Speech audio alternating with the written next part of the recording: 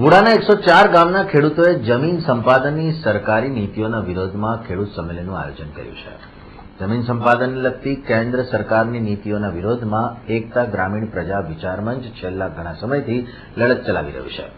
લોકસભાની ચૂંટણીઓ ટાણે આ આંદોલનને ઉગ્ર બનાવતા આગામી 13મી એપ્રિલના રોજ ગાયત્રી ચેમ્બર્સ ખાતે 104 ગામના ખેડૂતોનું એક સંમેલન બોલાવાયું છે। આ અંગે આજરોજ એકતા ગ્રામીણ પ્રજા વિચાર મંચે એક પત્રકાર પરિષદ યોજી હતી, જેમાં આગેવાન હસમુખ ભટ્ટ સહિત અગ્રણીઓએ ખેડૂત સંમેલન વિશે મીડિયાને વિશેષ માહિતી આપી।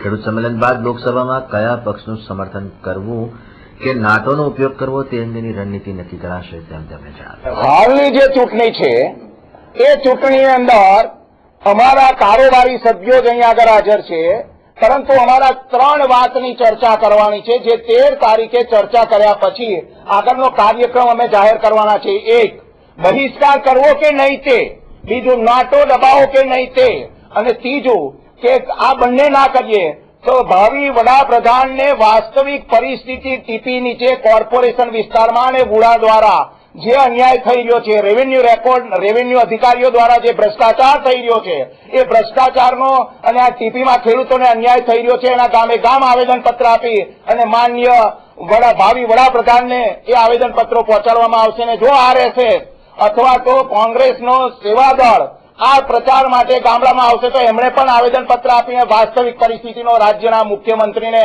અને ભાવિ વડાપ્રધાનને આ બાબતનું ધ્યાન ખેંચવામાં